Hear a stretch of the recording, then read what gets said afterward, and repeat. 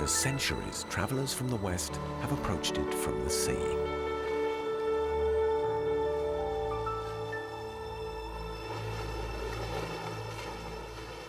The palace of the Sultan, commander of the faithful, the nerve center of the Ottoman Empire.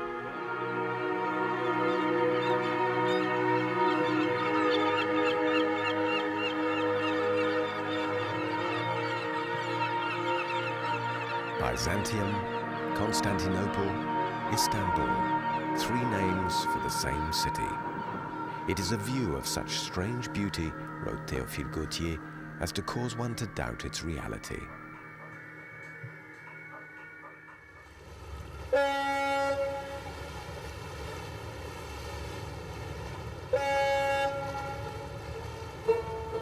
An oasis of courtyards and gardens spring from this enigmatic fortress, recalling the nomadic camps from which it came.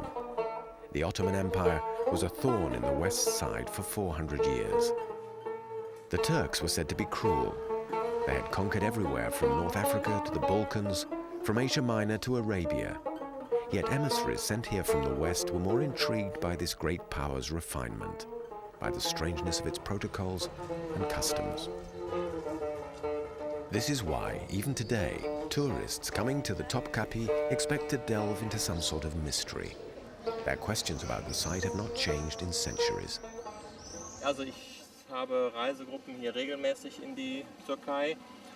I regularly guide tour groups around Turkey, most of the time in Istanbul. People rave about the richness of the sights in Turkey.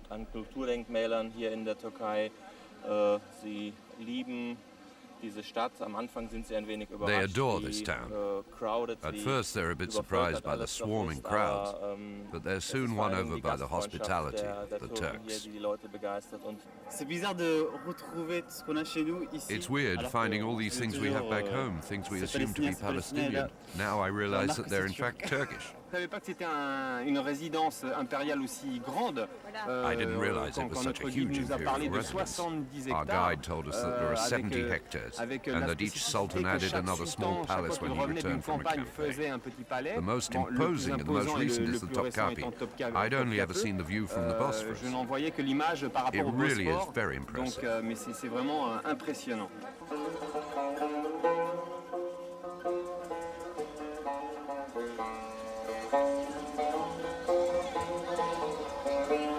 Without knowing it, these tourists are breaking a taboo. In the past, only the Sultan and his escort were allowed to walk through the door of felicity into the second courtyard. Beyond that began the prince's private palace, with his own apartments, library, and harem.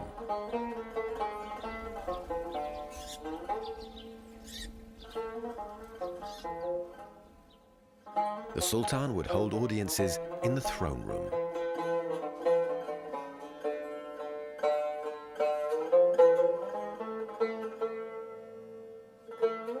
Visitors would be escorted to the sovereign by his janissaries, the Ottoman army's famous foot soldiers, Christian captives originally who had been converted to Islam. The Sultan would whisper his orders while everyone else maintained absolute silence.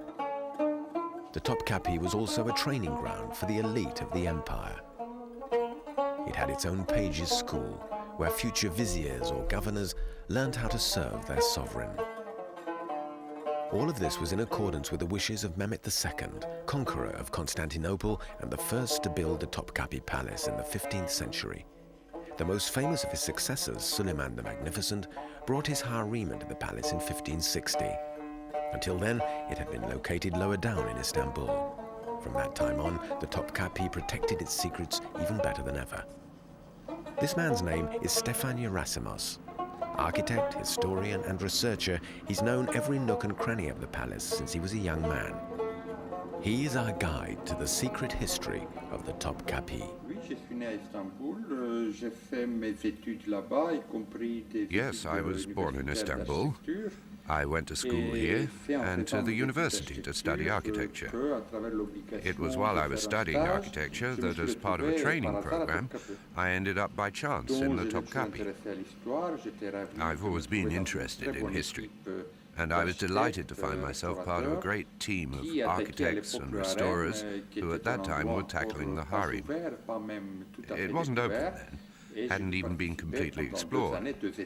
So for 2 years, 2 summers rather, I took part in the first restoration of the Topkapi harem. I was walking in the garden by the pond in the closed part of the palace, and lying down on the ground, I saw a stone floor under the dust, which all of a sudden came to an end. I found an intriguing little ledge and dug a little with my fingers. I saw that the ledge continued, so I asked the chief architect to come and have a look. Labourers were sent to work on it, and we discovered a huge open-air pond, which was the prolongation of the pond inside the palace. The water here isn't even 4 foot deep, not enough to drown in.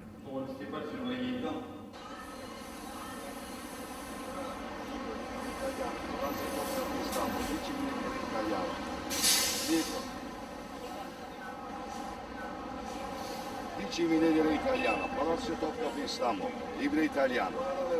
10 lira italiano, 10 lira italiano.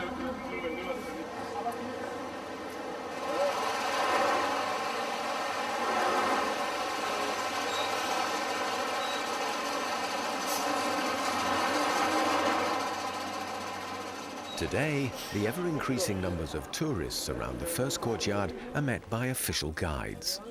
They have a reputation for competence. They are certainly picturesque.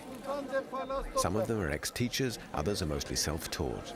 Of all these guides, David Gormazzano, nicknamed the Little Sultan by his peers, is the most voluble. If you'd like to be guided, you can take me up. I'll show you what a guided visit is. His inimitable spiel, delivered in both French and Spanish, is famous all around Sarajevo Point. Only Mehmet II was allowed through this gate on horseback. Today, everyone bustles forward on foot towards the security gates. This is the only part of the palace where security measures are obvious. Elsewhere, even in rooms housing the most precious collections, the Topkapi displays the greatest discretion. But don't be fooled. First opened to the public in 1924, the Topkapi is a very well-protected museum, with some areas totally inaccessible, even to our cameras. After the harem, we'll see a part of the kitchen too. And then the fourth courtyard. That's the private section. The postcard sellers have very ancient postcards showing the women coming out of the harem to bathe in the pool. Don't forget that the area you can see here is a private one.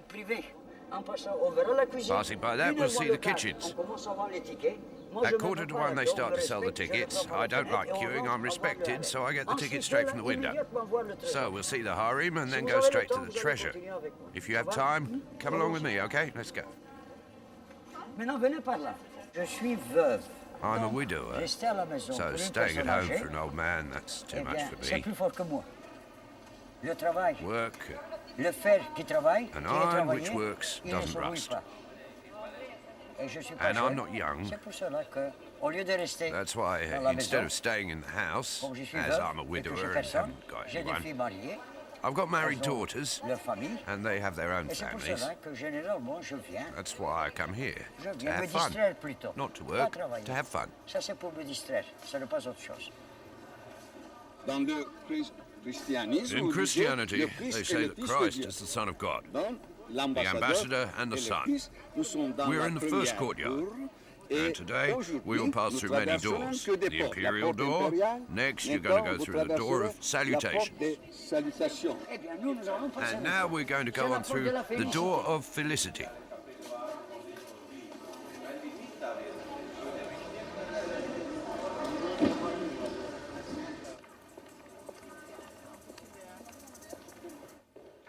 Never would the sultans of the Ottoman Empire have believed that one day a woman would rule over the Topkapi. Phyllis Kagman is the palace director. She supervises her staff of over 150 with an iron hand. How did you meet Phyllis? When I came here as a young architecture student in the summer of 1965, Phyllis was a trainee in the library. That's when we met. And I showed Phyllis around, if I dare say that. Yes, I showed her around because she knew the library, but not necessarily the harem or other parts, our discoveries in the harem.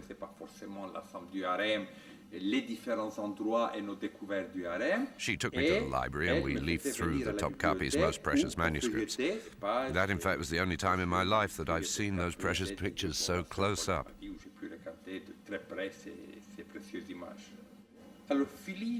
So Phyllis made her career in the library. She was promoted and put in charge of the library and stayed there until becoming overall director 4 years ago, I think.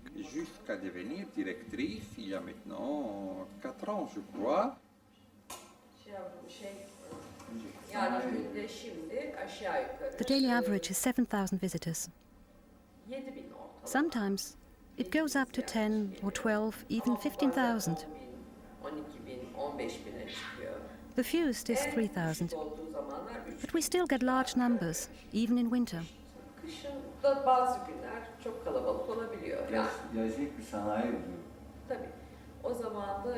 For this year, we can make a forecast of somewhere between 2.5 and 3 million visitors.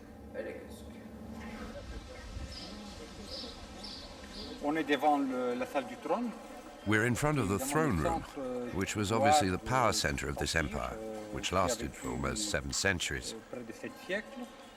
In the beginning, it was just a small principality in Anatolia, in the west of Anatolia, one principality among others. There were a dozen Turkish or Turkmen principalities in Asia Minor. This one just had a good fortune, perhaps, to be facing Byzantium. Every year during the summer, the inhabitants of Istanbul would hurry to the Topkapi so as not to miss a unique spectacle. The Ottoman army setting off once again on campaign.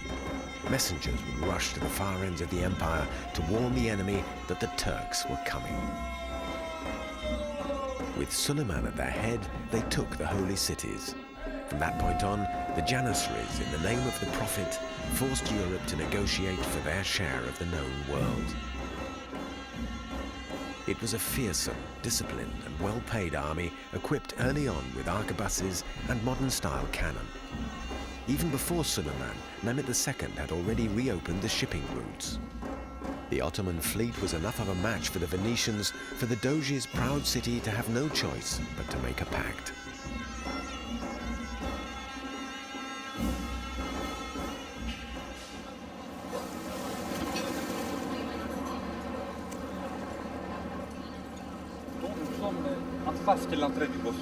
So here we are at the entrance into the Bosphorus.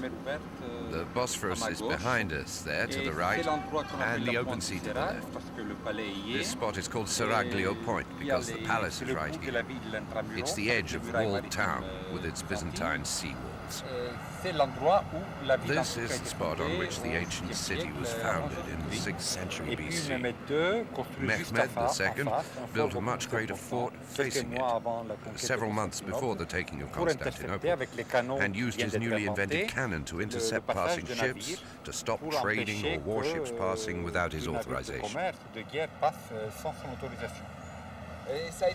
Did the fort do its job? In fact, the fort wasn't used much because a few months later Constantinople was taken. From then on, the Ottomans controlled the whole territory, from the Black Sea to the Aegean, which meant that there was no other force capable of crossing the Bosphorus until the 19th century.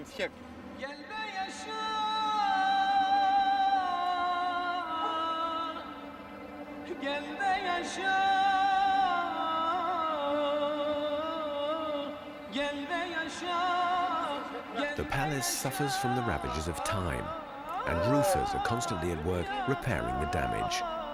Techniques haven't changed at all.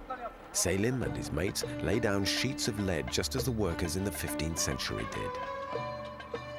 Selim's father, too, spent his working life maintaining the thousands of square meters of the Topkapi's roofs.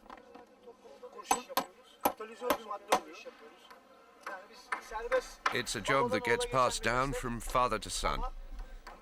We get to work on the Topkapi, the Topkapi Palace, Santa Sofia Church, and also in the towns of Edirne, Emilia and Bursa.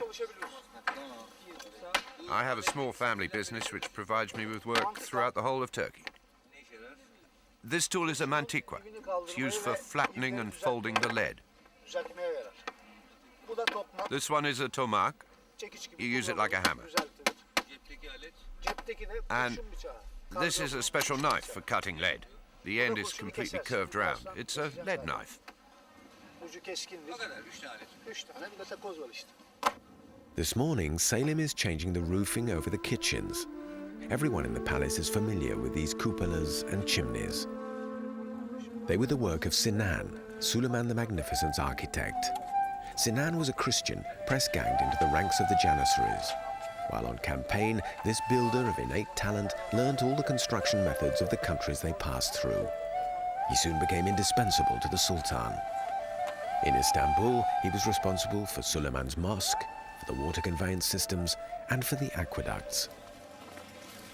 I'm not very photogenic. To cook, they had to use whole tree trunks. Use your imagination. They put one next to the other. They put in these windows. Look, that's Ottoman art. But there were no chimneys, so the smoke went out by the windows. But the flames ravaged through the kitchen. This is why they called on Sinan. Sinan, good Lord, there's no kitchen, and there are 5,000 people to feed. Come and restore everything. He was young and proud, and he said to them, I'll restore it, but you must leave me alone. I'm going to put in chimneys. Come on. Look at the chimneys. They were put in the 16th century. Down the centuries, Sinan has exerted an influence on many Western architects.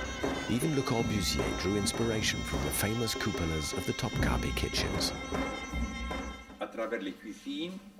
The kitchens. We have the kitchen records, and we know, almost to the last grain, all the ingredients bought every year, and even sometimes every month, by the palace. From the quantities of the ingredients and an estimation of the numbers of calories consumed on a daily basis, we can calculate the number of people living in the palace. So, at the beginning of Mehmed II's reign, there were from 3,000 to 4,000 people fed in the palace. With the addition of the harem at the end of the 16th century, the number's more likely to be 7,000 to 8,000. And we exceed 11,000 people in the middle of the 17th century.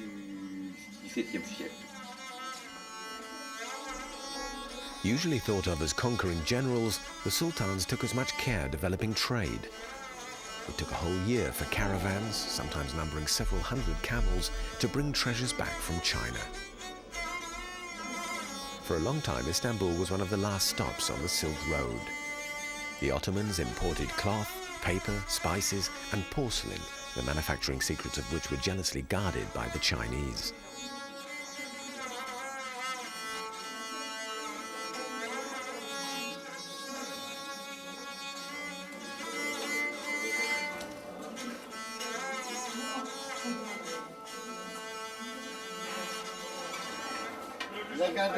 Look at this one.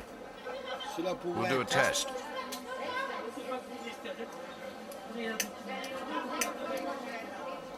Look.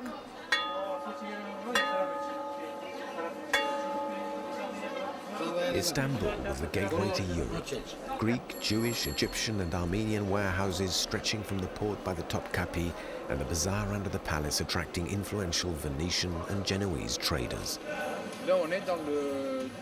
We're in a part of the Great Bazaar dating from the time of Mehmed II. This is one of the two main hubs of the Great Bazaar. This is where cloth of the highest quality was sold. It's called the Bedistin, the hub around which the shops are laid out. Sir, you want to look at the carpets? Come here, sir. I'll show you a flying carpet. Come on. Look. All colors.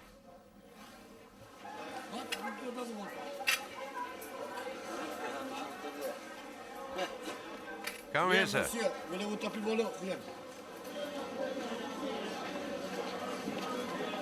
Canlarını tatacak. Her canlı hey hey hey hesaba çekilecek. Aldıklarımızdan, sattıklarımızdan. Ha, çek bakalım, çek. Tabii hadi, çek. Allah'a hesap vereceğiz. O hesap gününe. The same gestures passed down through the centuries, the same shouts from one stall to another, the same touting for business in every language. The bazaar has changed little. Cars are not allowed, and everyone working here seems to be part of the same age-old spectacle.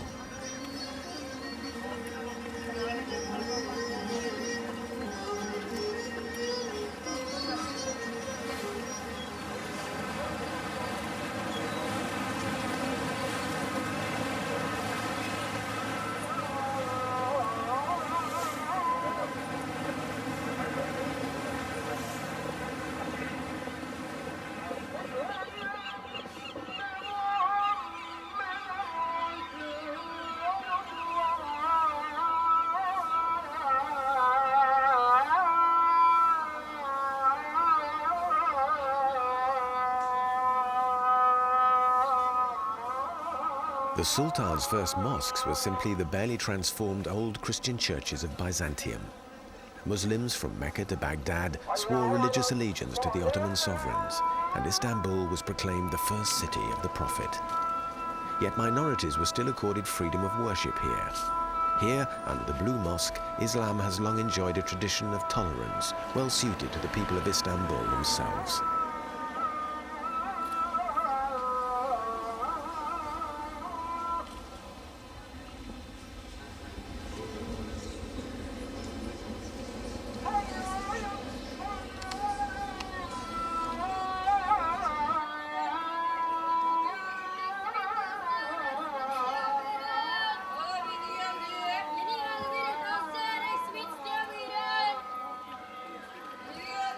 Today, the echo of this religious unity can still be heard in and around the palace.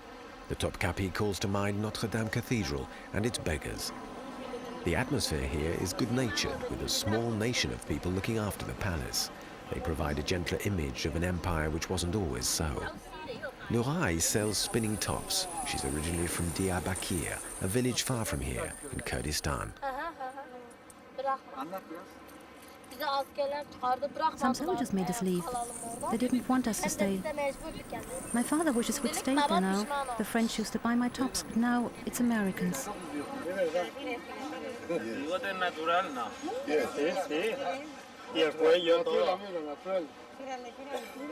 Ali allows people to touch his moustache for good luck, just as Quasimodo would let people tap his hump.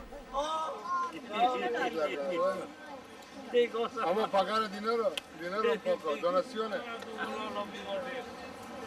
Yo no he visto un bigote en toda mi puñetera vida. Un par de cuernos más que un par de bigotes. Venga. There are two Topkapis, Topkapi the museum and Topkapi the village. Topkapi Palace? In the old days, the Sultans used to live in the Topkapi Palace. The holy relics of the Prophet Muhammad there.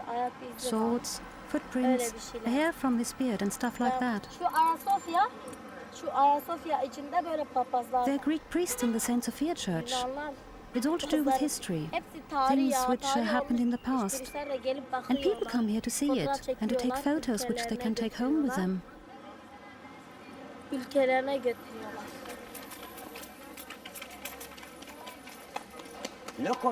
The Quran, which is the holy book, and the Gospels and the Bible order you to respect all the prophets of the past, even before Jesus. Since this was so, with the fort here being the strongest of all, they began to import everything religious here. That's how the religious relics were started.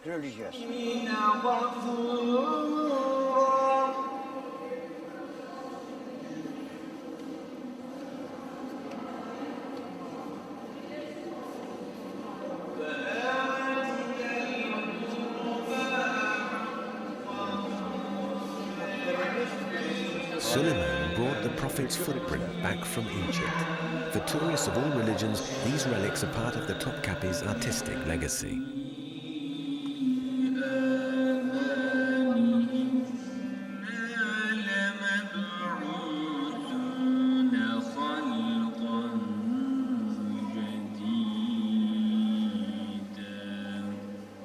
for Muslims, especially for these youngsters on their circumcision day, the Topkapi is one stage of their pilgrimage.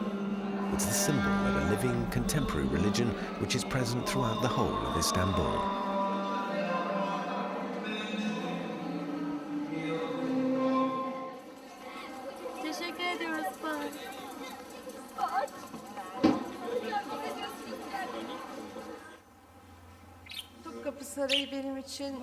For me, the Topkapi Palace means two things.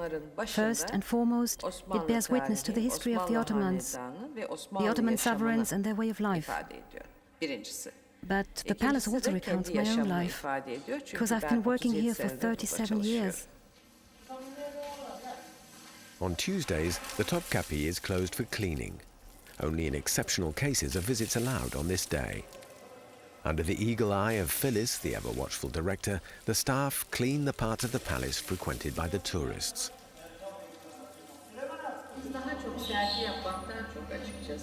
In fact, before we can open certain exhibitions, there's plenty of work to be completed. The whole palace needs redecorating, and we've undertaken a project with the City University for restoring all the earthenware. Sibel is restorer of historic monuments. I've been working on the Topkapi Palace for 4 years. Since first coming here, I've been working on the restoration of the ceramics. When we began this job here, we drew up a graphic inventory of the ceramics, section by section. We give them all a number, identify them, and take a photograph of each piece so that we can check the before against the after.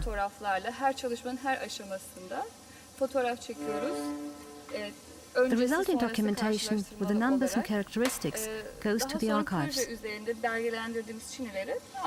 It's an analysis job, which could come in useful, for example, after an earthquake. We make full-scale copies of the earthenware on paper, and we're also touching up the colors. So at one and the same time, we have a whole series of tasks going on: copying, archiving, and restoration.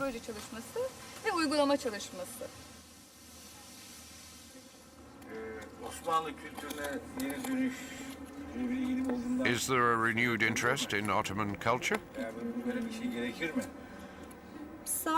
Not only in Ottoman culture. In my opinion, there's an interest in preserving the works of the past in general, as far as the young are concerned anyway. So what's a man doing here, surrounded by all these women? Well, you know, I don't think it's really got anything to do with whether you're a man or a woman. You see, to do this job, you really have to love it. Myself, I've been working here for about 2 years. And you know, you really have to give 100% to this job. And I don't think it's got anything to do with what sex you are. So they're all doing the same work. Yeah, and where does that come from? From Iznik. It's from the 16th century. There used to be famous ceramic workshops there.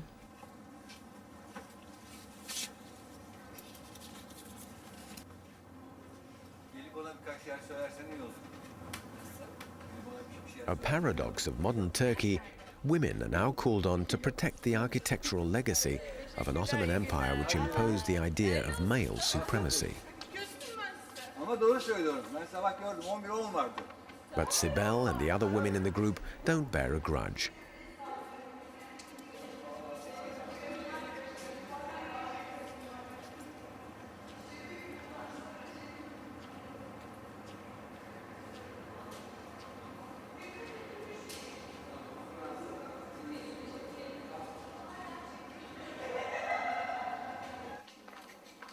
Selim has only just come to Istanbul.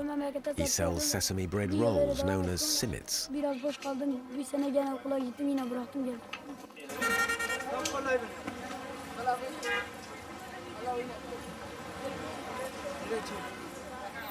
I make a picture from you?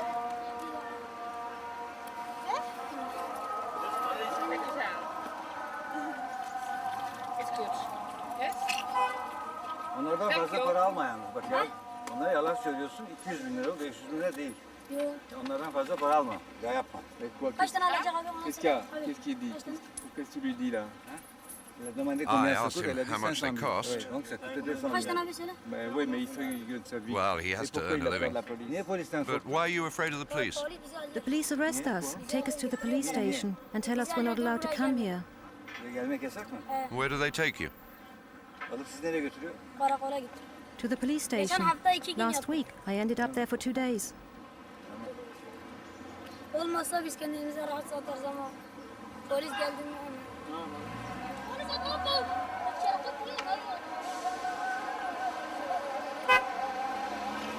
The arrival of the police interrupts the sale of the bread rolls. Selim and his companion have to sneak off. These chases are a daily ritual, almost a game. Even if he was caught, Selim, who is originally from the same village as Nuray, the spinning top girl, would soon be back. The day I first got here, I came straight to the Sultanahmet area. There were no police around then. Just walking around, I could sell 100 simit a day.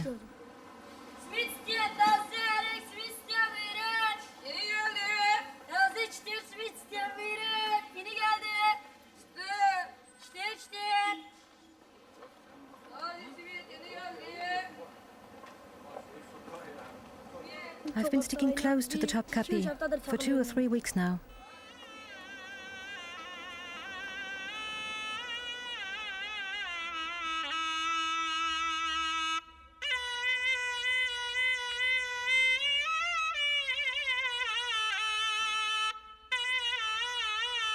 Legend has it that in the 16th century a Venetian merchant had his head chopped off when he was caught looking at the harem through a telescope. It's probably nothing more than a legend. Many are the tall tales regarding the palace and the women once sequestered there. The harem is, of course, the most visited part of the Topkapi. We're going to visit the harem next. I've got no idea what it's like. I think there's loads of mosaics and gold stuff, but I don't know more than that. It's pretty intriguing, a harem. It's quite a mythical, mysterious place. Beautiful, magnificent. You can feel the past. Although it isn't part of our own culture, it's a fascinating place. Its history, its beauty. Oui, et surtout essayer d'imaginer. Je pensais que j'arriverais à me mettre à un endroit, dans une pièce, à I was sort of hoping to be able to find a spot.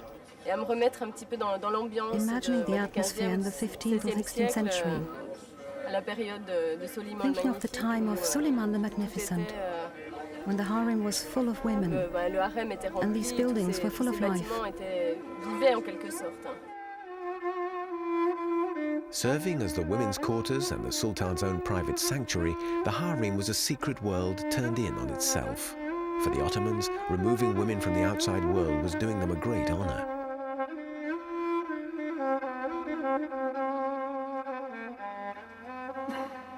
Two young French women, Claire and Marion, are accorded the privilege of accompanying Stéphane Gerasimos into apartments and chambers off limits to most tourists.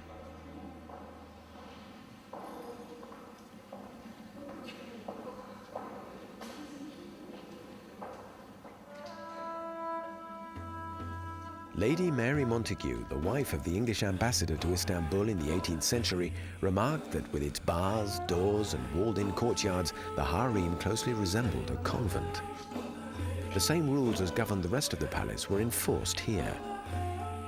The harem was, first and foremost, a sort of boarding school for girls, where they were taught good manners and received religious instruction.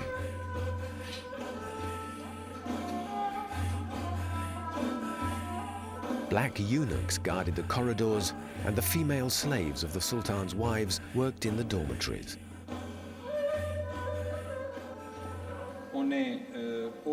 We're in the vestibule of the harem. This is as far as the black eunuchs guarding the harem could go. They didn't go inside the harem itself.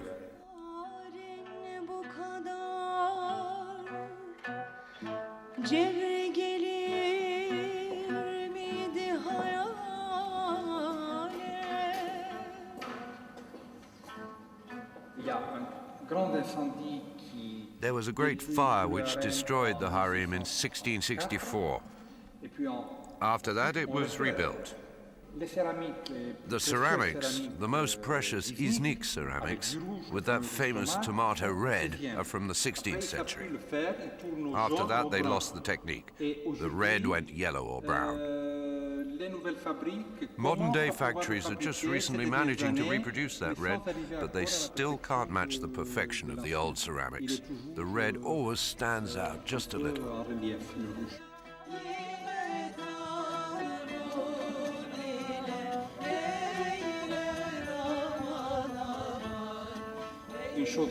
Another interesting thing is the fountain with the running water. The noise of the water creates a nice atmosphere.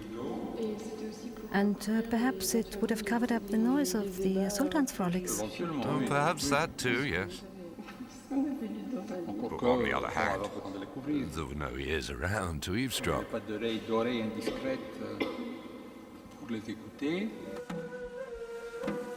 And yet, 4 pages would watch over the Sultan as he slept in his room, which opened directly onto the hammam, or steam bath.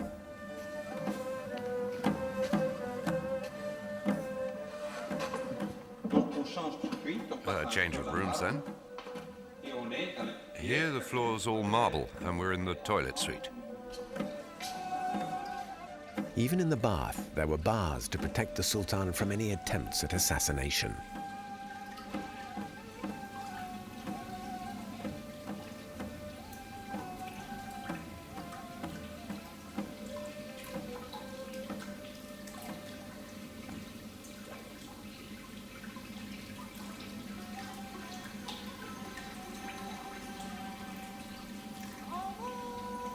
Suleiman was the only sultan to wed an ex-slave. Roxelane climbed to the very top of the extremely complex harem hierarchy. From that point on, people began to talk about the power of women, and even in the 18th century, about a female sultanate. So numerous were the intrigues and quarrels within these silent walls. Here we're in the later parts of the 18th century harem, where the sultans were being increasingly influenced by European Baroque. There might also have been European craftsmen working here. It's not clear. But they added rooms in the Baroque style, which is known as Ottoman Baroque or Ottoman Rococo. This is one of the first rooms in that style, built by Abdul Hamid I, who reigned from 1774 to 1789. He died the year of the French Revolution.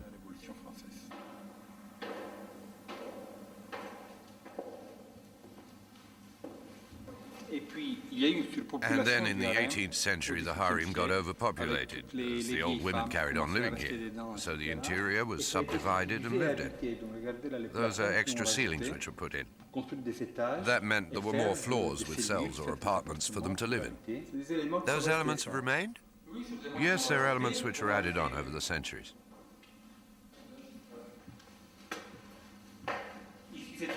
This is an imperial box with an unbeatable view of the swimming pool. It's well fitted out with a cupola, paintings and ceramics. From here, the Sultan could watch over the whole pool and see his favorites at play, no doubt.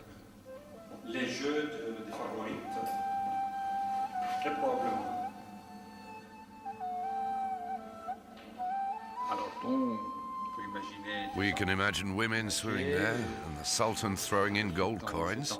Well, we have no descriptions of any of that, but it seems plausible enough.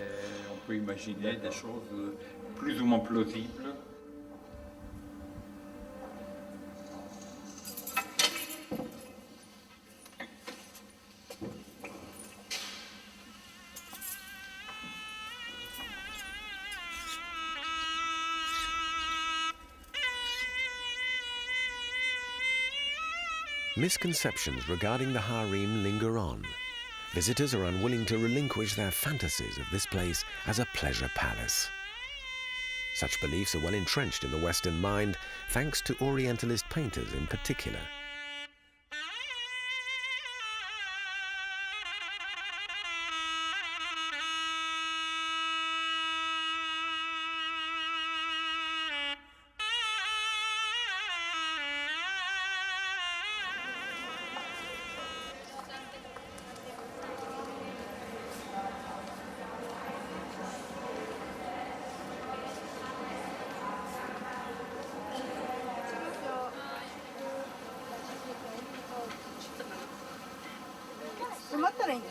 The end of the tour.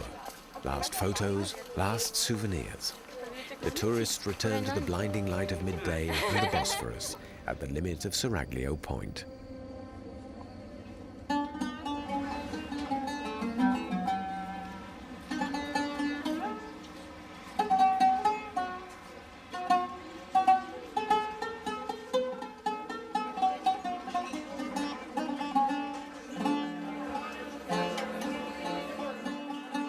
The impression of wandering through a tempestuous period of history slowly wears off. It's time to eat and prepare to confront the Turkey of today.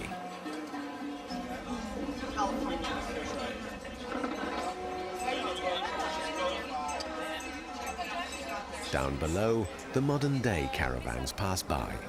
Most of them, like this tanker, are transporting oil, black gold, a precious commodity unknown to the Ottomans.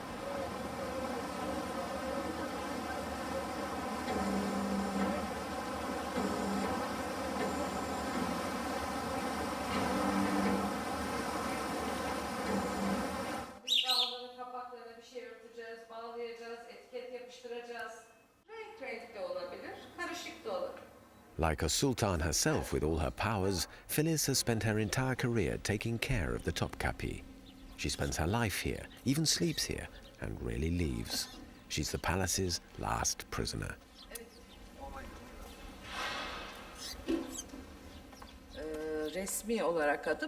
Officially, I'm the director of the Topkapi. Year in, year out, I supervise all the activities on this site, and I pay particular attention to security matters. That's what my daily work consists of. Have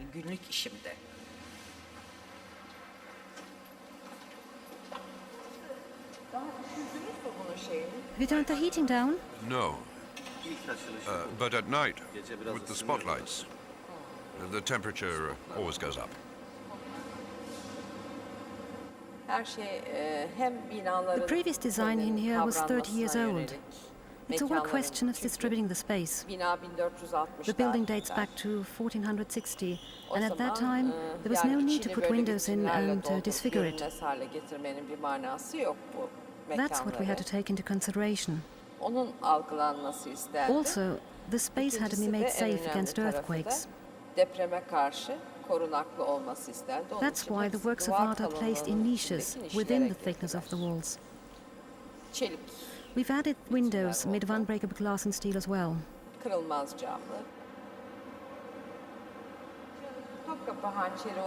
dagger you see over there is our movie star.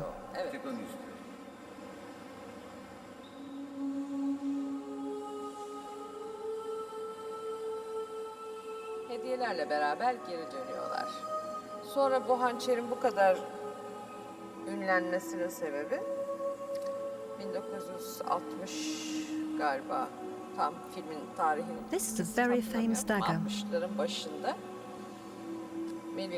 Around 1960, I can't remember the date exactly, Jules Dassin directed his film Topkapi with the actress Melina Mercury.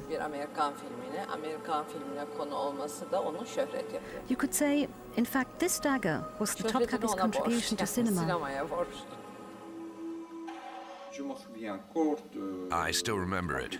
It was one of my first experiences here in 1965 or 66. At the time, the director was this charming old man who used to tell us all the stories about the Topkapi. And it was at about that time that the famous film Topkapi was made. It was all about this rather fantastic burglary with this person coming down from the sky and getting past the extremely sophisticated security system and alarm in order to steal the great dagger. This gave the director a really good laugh. He said to me, "We don't have an alarm system. We have 2 security guards who do the rounds during the summer, but they're so afraid of ghosts that if they hear a noise, they go and hide." That's what the Topkapi was like in 1965. It's not like that anymore, of course, but it was when the film came out.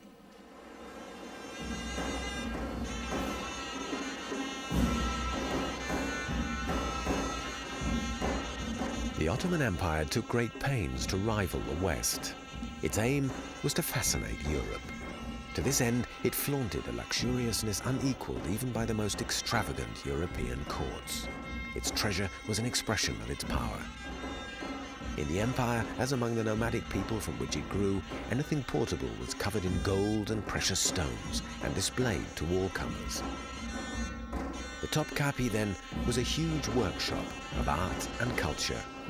The Sultans surrounded themselves with the finest goldsmiths, painters, bookbinders, weavers, and miniaturists.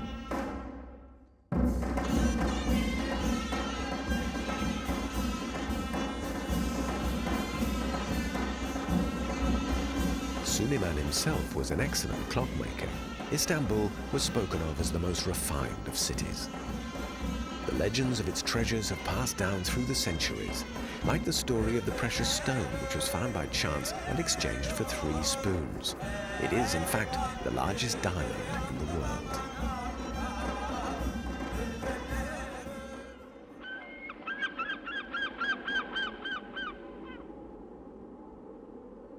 The empire's armies went off to war accompanied by music. All rituals, even the most mundane, were thus enlivened. The musicians would play every Tuesday, for example, when the Sultan was being shaved. Lost when Turkey became a republic, the ancient scores have now been pieced back together, and the Ottoman sound has been restored.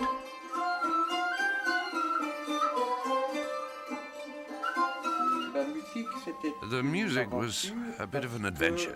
The idea was to try to play the ancient Ottoman music as it used to be played in the Topkapi. The palace had its own musicians. The idea was to use the ancient manuscripts and do a recording in the museum. We did it in the Council of Ministers' secretary's room. Why there? Because it's a room with excellent acoustics. The secretaries would sit in there, could hear what was happening next door, and would write down all that was said. So we were in the room with the best acoustics in the palace. It's perfect from an acoustic point of view, except that the trees were full of crows cawing. I ran out into the garden shaking a coat to shoo off the crows, and they'd fly off, we'd record a piece, and they'd come back, and that went on all day long. There are fewer crows now, perhaps because it's summer.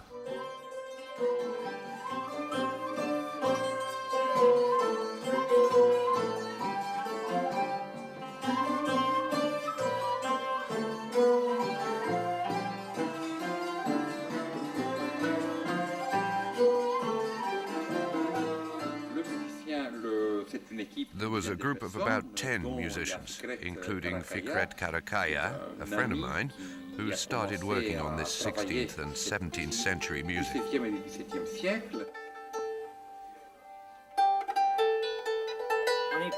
By studying the miniatures and the written sources, I was able to make out the shapes and dimensions of the ancient musical instruments.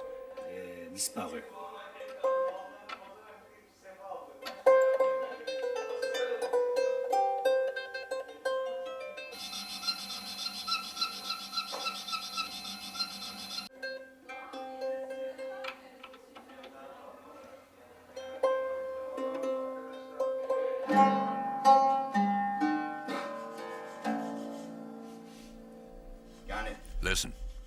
The sound lasts. Resonates for a long, long time.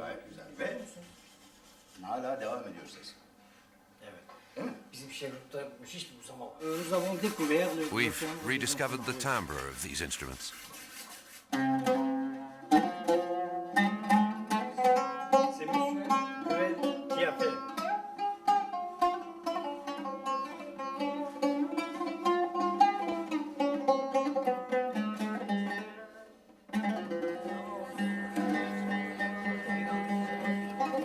This music will always give the inhabitants of Istanbul a natural link to their past.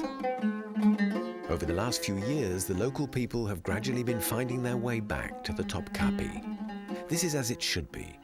Even if the people of Istanbul are not aware of it, they owe a lot to the Sultans, the atmosphere of their city, so different from others in Turkey. Its cosmopolitan feel, its multicolored streets, its busy port. Here, people will always be a little European, a little Eastern, a little Turk, no matter their place of origin. They are, before all else, at the crossroads of several worlds.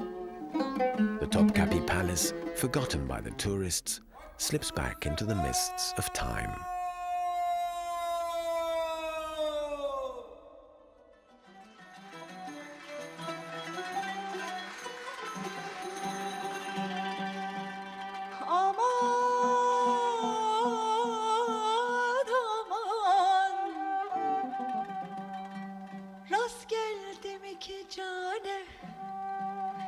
Bir al giymiş, biri mavili.